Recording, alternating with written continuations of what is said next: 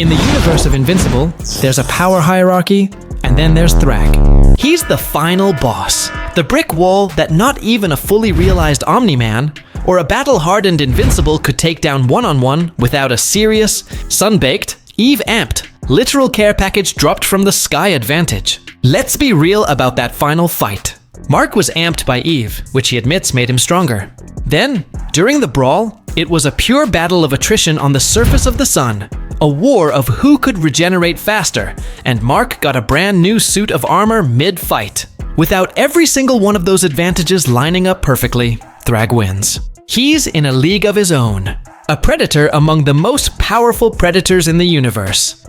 But here's the twist. The Mark Grayson we followed for the entire comic run, he's not the only one. Thanks to Angstrom Levy and the glorious chaos of the multiverse, we've seen a whole catalog of Invincibles.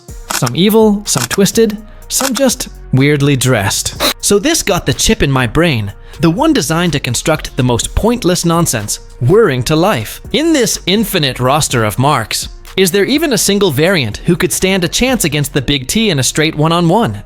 And if not solo, what's the perfect multiversal team-up needed to finally take him down?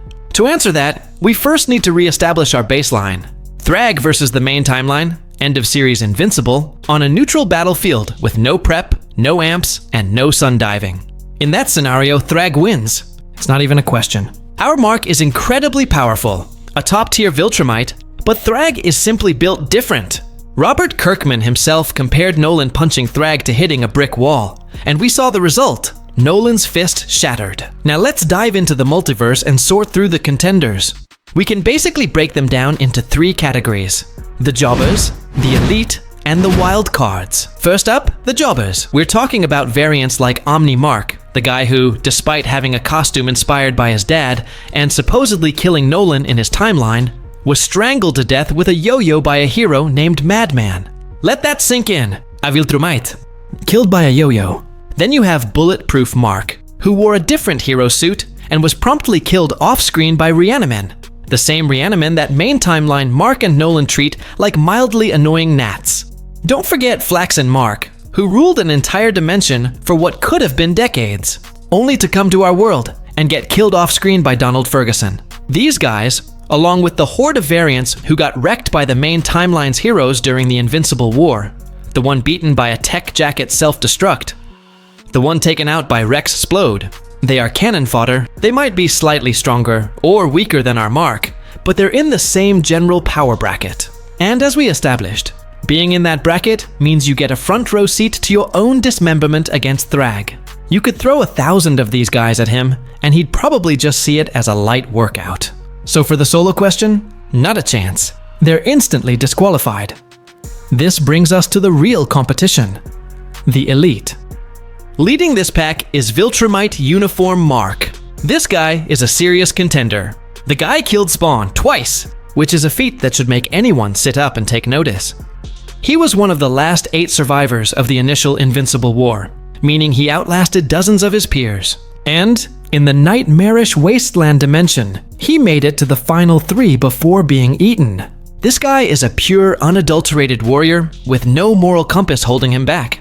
But is he Thragg level? It's a tempting thought, but probably not. He's top tier, but he still met his end at the hands of another variant, which tells us he isn't invincible in his own weight class, and that variant is Sinister Mark. If we're talking about raw, menacing power, this guy is arguably the peak of what a standard evil Mark can become. First off, his costume is a perfect 5/5. The black and yellow with the cape is just flawless. But more importantly, he was the de facto leader of the evil Invincibles. When Angstrom showed up, Sinister Mark was the one who argued they'd done enough.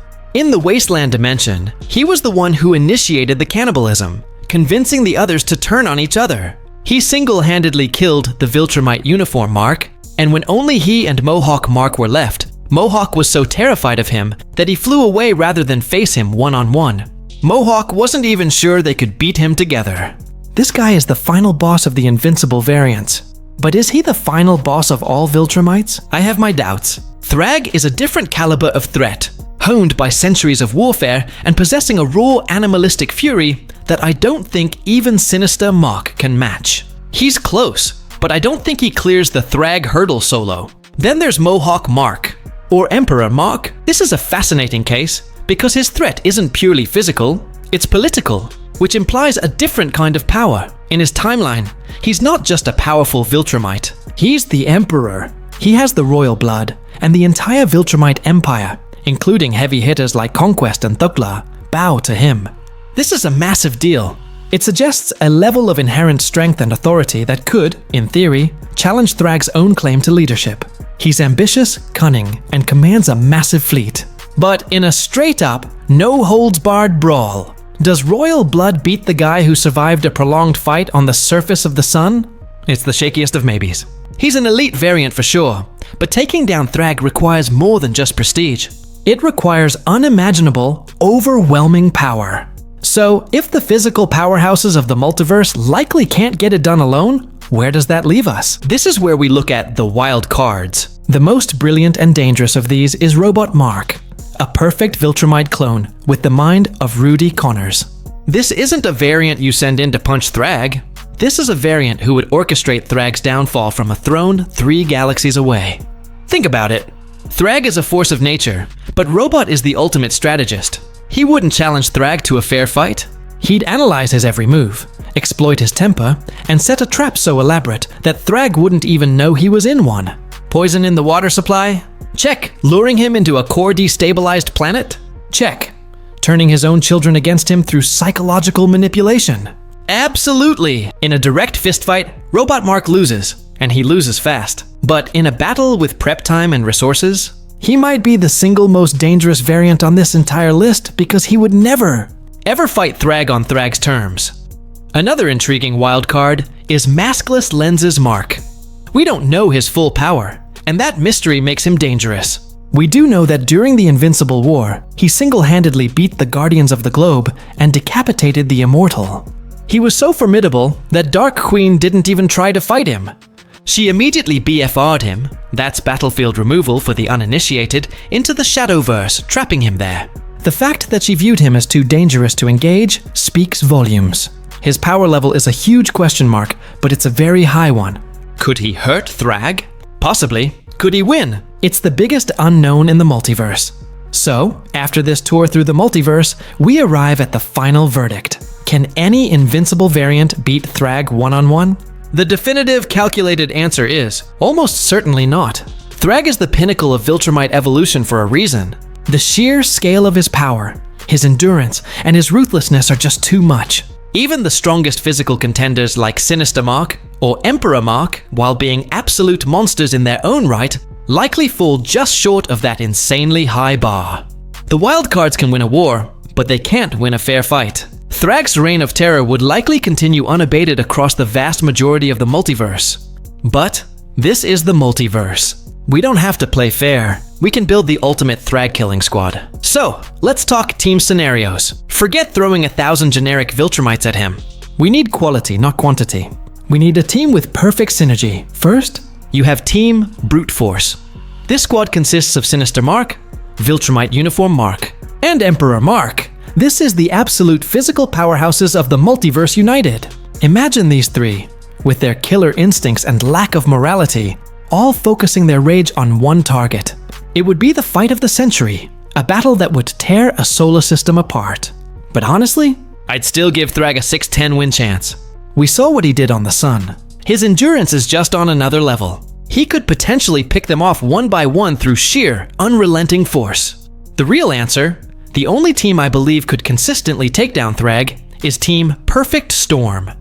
This team isn't about matching his power, it's about countering it with a perfect blend of strength and strategy. The lineup is the tank, Sinister Mark; the strategist, Robot Mark; the assassin, Maskless Lenses Mark. This team combines unrelenting power with galaxy brain tactics and a precision strike force.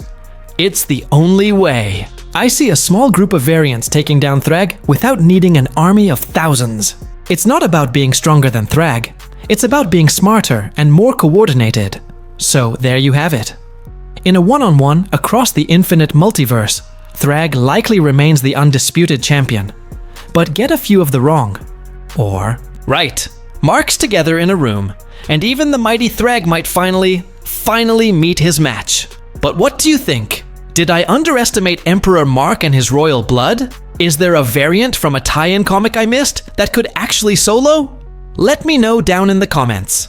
And if you enjoyed this dive into the multiverse to solve the most pointless nonsense, do me a huge favor and smash that like button. It really helps the channel out.